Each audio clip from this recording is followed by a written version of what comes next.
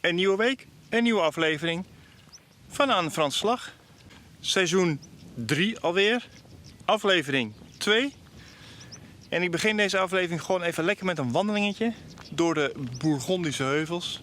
Maar in deze aflevering gaat er zeker gewerkt worden, maar niet door mij dit keer.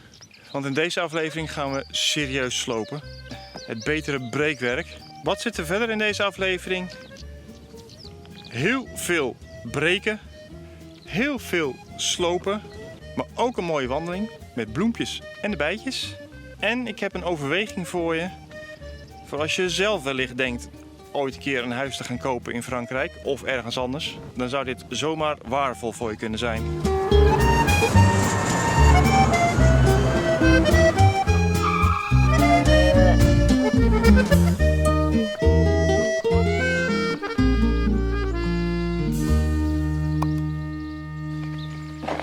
Ik laat de bouwplaats even achter mij. We gaan even een wandelingetje maken. Even bonjour zeggen tegen de koeien. Hier achter me zie je het dak van het tiny house. En hier in dit weiland, daar staan sinds kort weer de koeien. Ze zijn weer terug.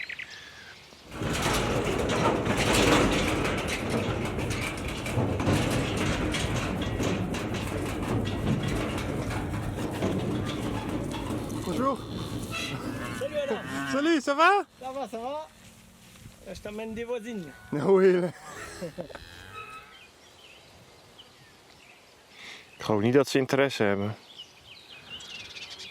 Kijk, en terwijl ik dus hier aan het praten ben en naar die koeien aan het wijzen ben, staan deze nieuwsgierig mee te kijken.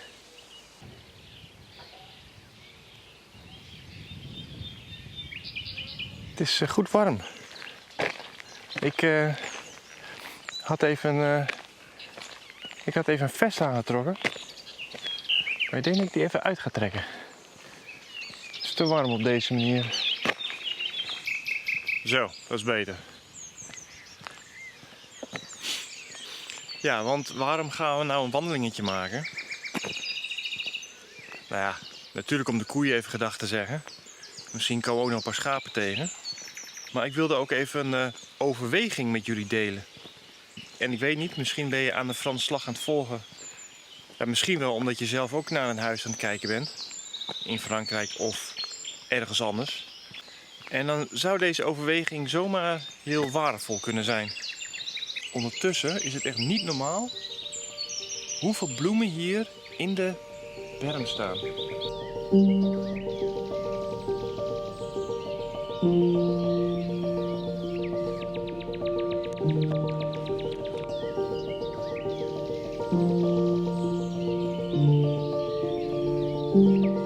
Toevallig waren er, ik denk een week of 2 geleden, gasten in ons tiny house. Waarvan hij in de tuinontwerp en landschaparchitectuur en dat soort dingen zat. En die keek echt zijn ogen uit naar hoeveel verschillende soorten bloemen hier in de berm groeien. Die was echt helemaal flabbergasted daarover. En sindsdien ben ik ook meer aan het kijken naar wat je eigenlijk zo onderweg tegenkomt. En het is eigenlijk best wel gaaf.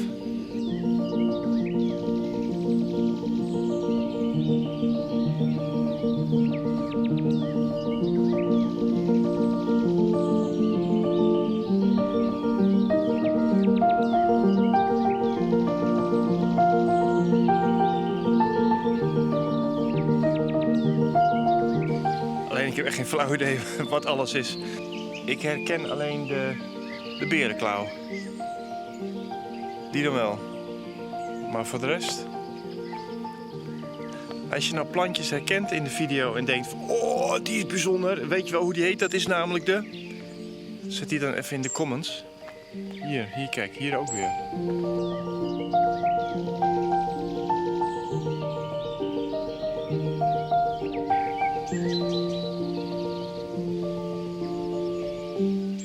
Maar goed, waar waren we gebleven met verbouwing? Nou ja, er moest gesloopt gaan worden door de bouwvakkers. Want zoals je gaat zien wordt dit een best zware klus. En die ga ik niet zelf doen. En ik ga sowieso dit seizoen een aantal dingen uitbesteden. Maar daar wil ik volgende week wat meer over vertellen. Nu zijn Thomas en Kevin die zijn gearriveerd. En die gaan beginnen met de sloopwerkzaamheden van de slaapkamer die in de schuur gebouwd was. Vorige week heb je kunnen zien hoe ik al op het niveau van de gipsplaten en het hout en de leidingwerk de boel heb gesloopt. Dat was nog het lichte werk. Nu komt het grovere materiaal aan bod. En gaan zij ervoor zorgen dat de hele schuur leeg wordt. Alles eruit. Zodat we met een schone lei kunnen gaan beginnen. Dus laten we eerst maar eens even kijken hoe zij met de betonmuren aan de slag zijn geweest. En als je goed oplet. Kijk hier nou. Over goed opletten gesproken. Maar wat ik wil zeggen. Let even goed op of je iets opvalt tijdens de sloopwerkzaamheden. Want daar hebben we iets interessants ontdekt. Waar ik het zo direct nog over wil hebben. Kijk maar eens even mee.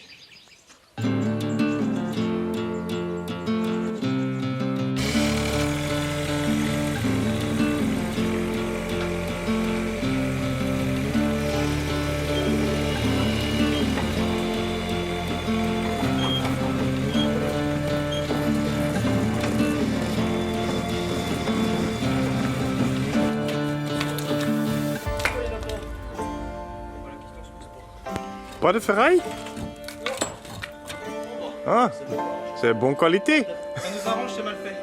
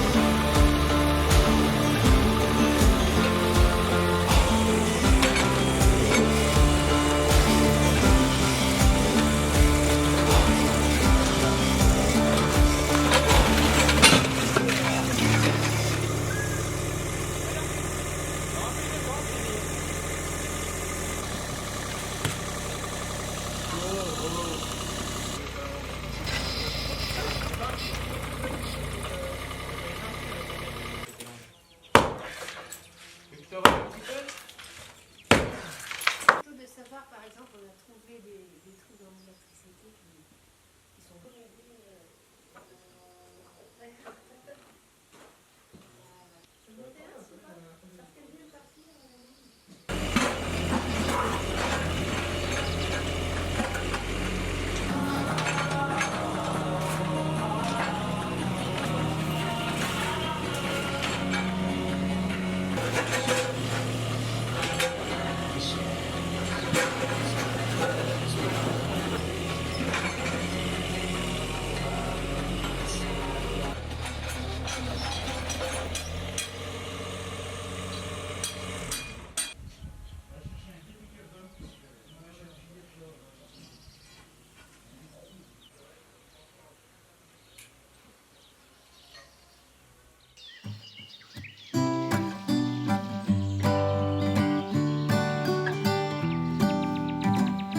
Oh, en deze die ken ik ook.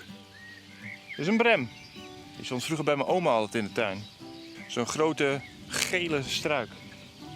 Die herken ik dan wel weer. Kijk, en hier kun je altijd zo mooi tussen de twee bomen heen koekeloeren.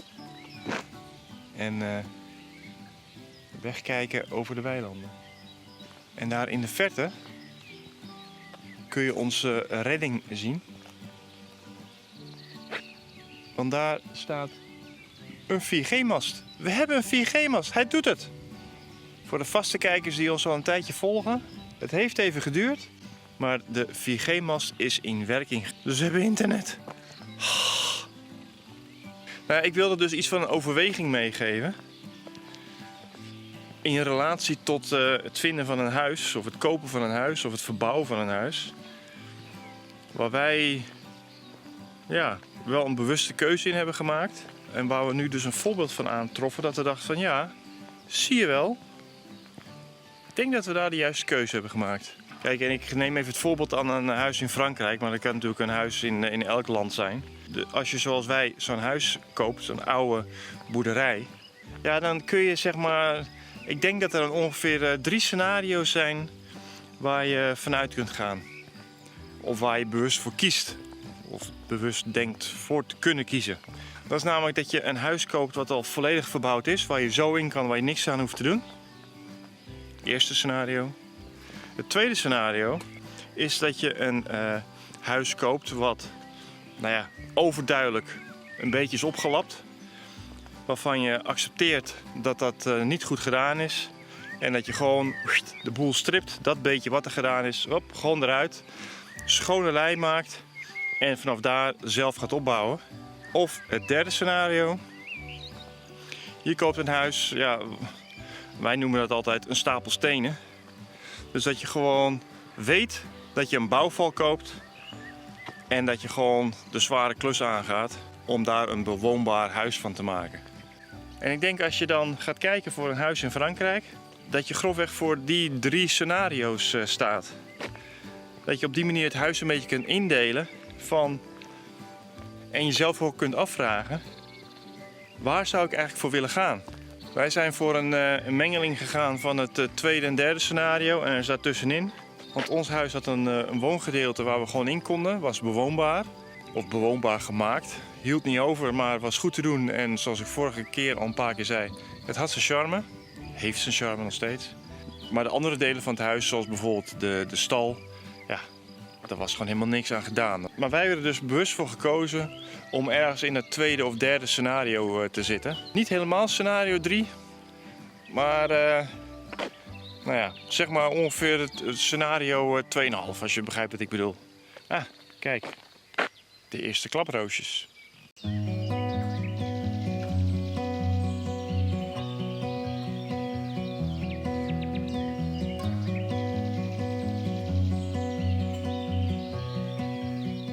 Wat waren nou onze overwegingen om dan voor scenario 2 te gaan?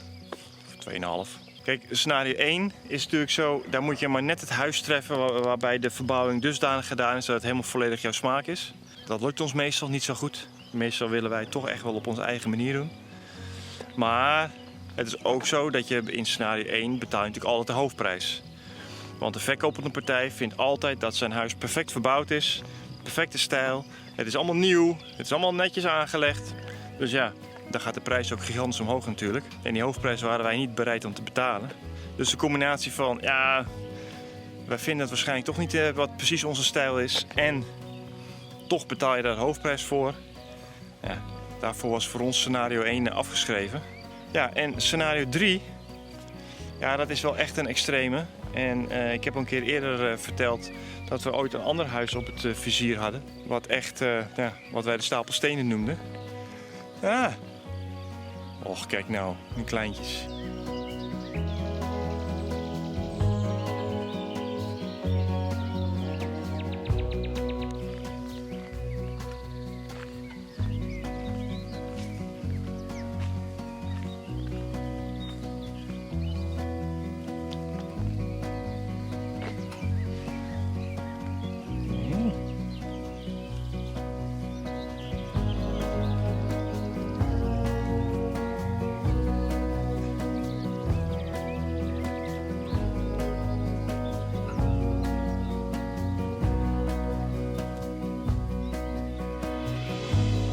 Maar een schatjes, hè.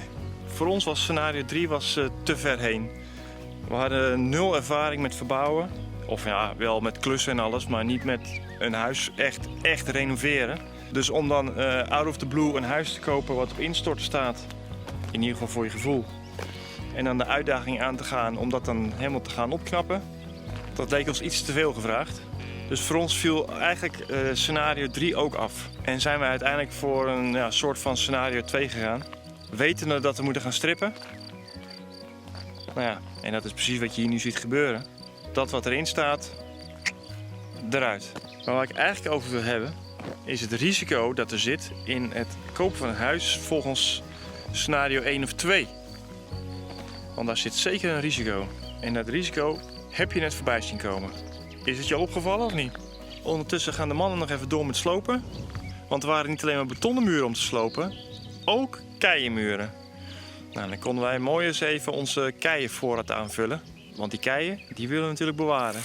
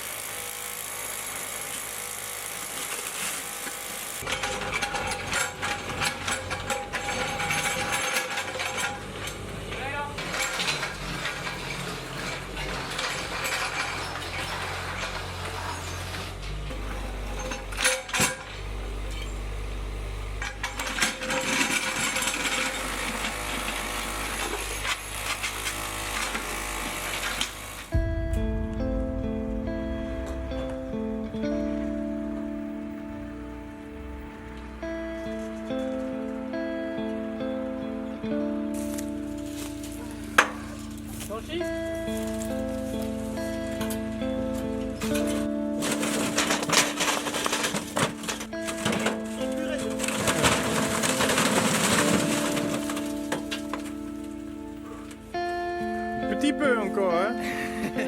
Un petit peu. Encore.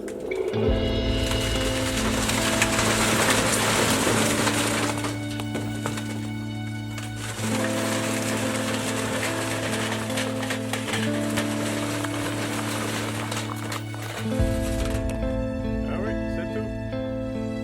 Oui.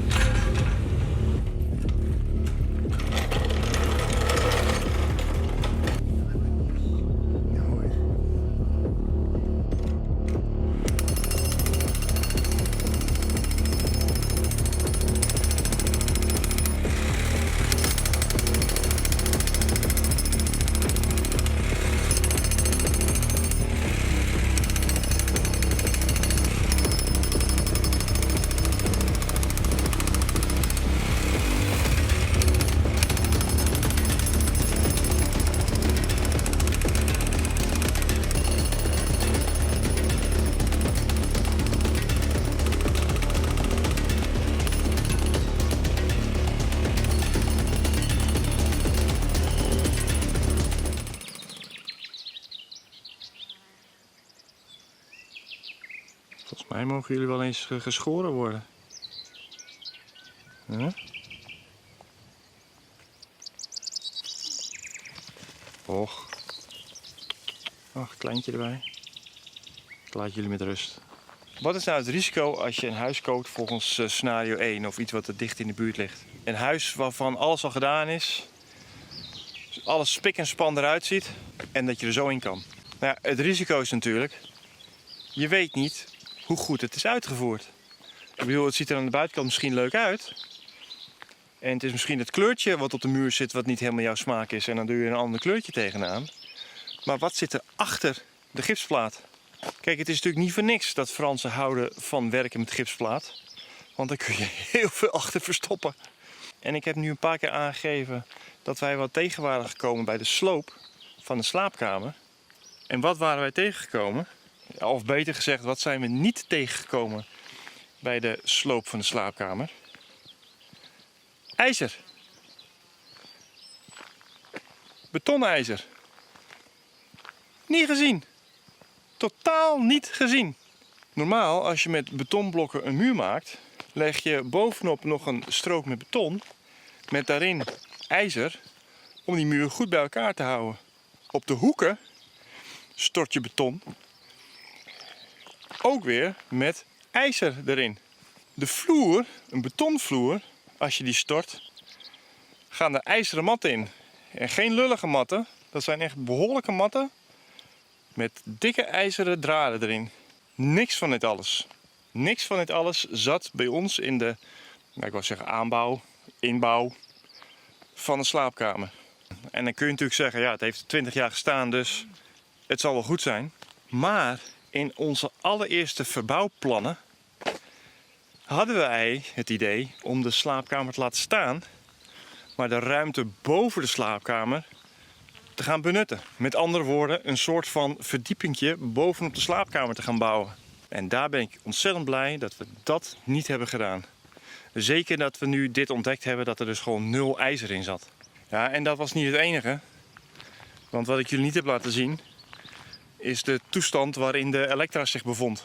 Even om een voorbeeldje te noemen. Alle elektradozen die ik heb gevonden in het plafond van de slaapkamer.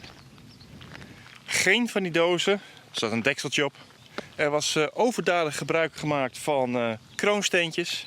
Met andere woorden, al het ongedierte, de muizen, knaagdieren die over ons plafond liepen.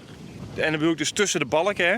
Niet op het plafond in de schuur, maar tussen de balken op de gipsplaat. Je wil niet weten hoe vaak wij 's nachts wakker zijn geworden in die slaapkamer. Dat er weer een halve kolonie muizen de avondvierdaagse aan het doen waren boven ons hoofd. Maar die konden allemaal lekker fijn knabbelen en knagen en pissen en poepen over onze elektrische aansluitingen. In het plafond, tussen de glaswol. Nou ja, dus dat soort dingen tref je aan. Het moraal van dit verhaal: als je een huis koopt waar van alles is gedaan, maar je bent niet van plan te gaan strippen, zoek op een of andere manier uit, krijg er een beeld bij over hoe goed en hoe kundig die renovatie gedaan is. Want voordat je het weet, en er zijn genoeg Ik Vertrek afleveringen mee gevuld, tref je een huis aan wat ogenschijnlijk er leuk uitziet, maar dat wat er achter de gipsplaat zit, dat je dat eigenlijk niet wil weten. Ja, dus eigenlijk wel, hè. Dat wil je dus eigenlijk juist wel weten. Nou ja, dat dus. Dat wil ik even meegeven. Dat is de les die wij hebben geleerd. En gelukkig, in ons geval, paste dat bij het scenario dat wij hadden gekozen. Maar ik denk wel dat het belangrijk is om daar in ieder geval in je achterhoofd enigszins rekening mee te houden.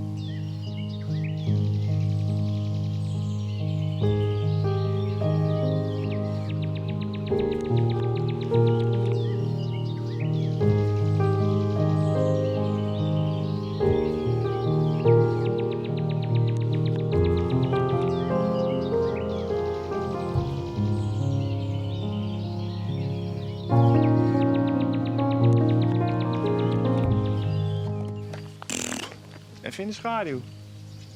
Als hij schijnt, dan schijnt hij goed. Alle sloopwerkzaamheden zijn nou gedaan. Of in ieder geval, alle beton wat eruit moet, is eruit.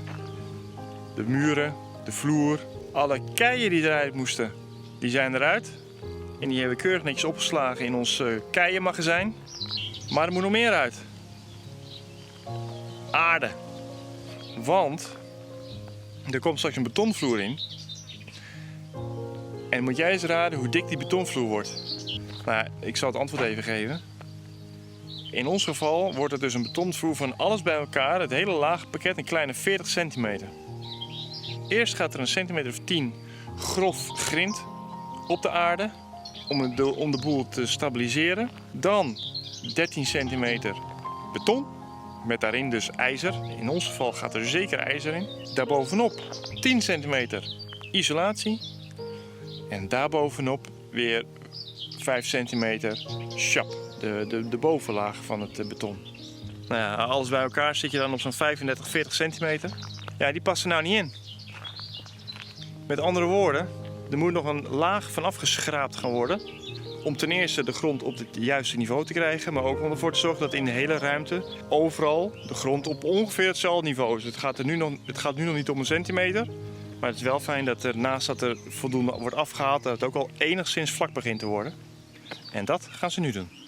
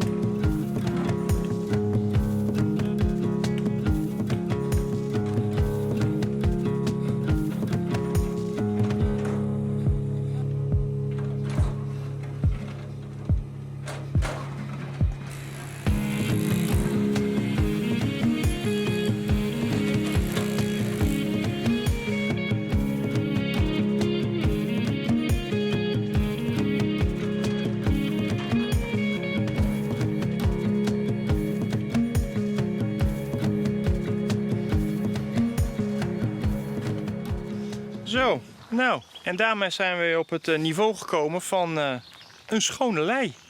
Want de schuur is nu leeg, op niveau. En alles wat eruit moest, is eruit.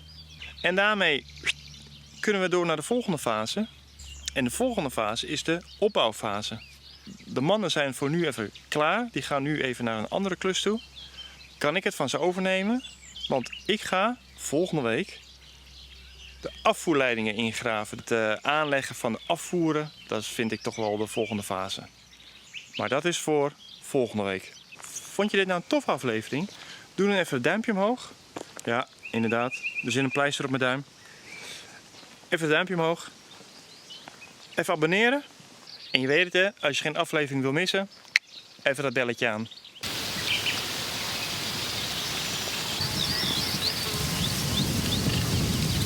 Tot zover de wandeling door de heemtuin. Kun je je nou niet bedwingen en alle bloemen benoemen die ik ben tegengekomen? Hou je alsjeblieft niet in. Zet ze hieronder in de reacties. Ik ken er maar een handjevol en meer niet. En ik ben zeer geïnteresseerd in welke planten het daadwerkelijk zijn. En of er misschien eetbare tussen zitten of juist hele giftige. Laat het hieronder weten in de reacties. En mocht je nou zelf ervaring hebben met een van de scenario's voor wat betreft het kopen / verbouwen van een huis. Laat het dan ook eens weten. Misschien heb je je eigen verhaal erbij. Je eigen ervaringen. Daar ben ik heel erg benieuwd naar. Dus ik lees het graag hieronder. Ik ga mijn wandeling afmaken.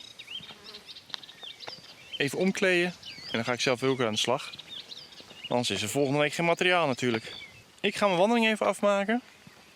Even omkleden, weer aan de slag. Volgende week ga ik dus de leidingen leggen in de vloer. En daarbij krijg ik hulp van een oude bekende. En oud bedoel ik dan niet in leeftijd, hè, maar gewoon, die hebben jullie al heel vaak voorbij zien komen. Dat is dan wat ik bedoel. Want als ik dat er niet bij zeg, dan krijg ik ruzie waarschijnlijk. Tot de volgende keer!